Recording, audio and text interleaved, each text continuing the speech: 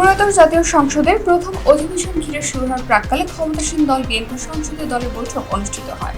বুধবার 11 মার্চ সকালে জাতীয় সংসদ ভবনের সরকার দলীয় সভাকক্ষে এই বৈঠক অনুষ্ঠিত হয়।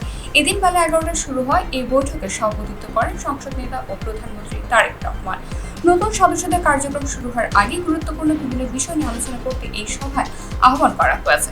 বৈঠকে আগামীকাল বৃহস্পতিবার শুরু হতে যাওয়া সংসদের প্রথম অধিবেশনকে ঘিরে সার্বিক প্রস্তুতি ও কার্যক্রম নিয়ে আলোচনা হয়।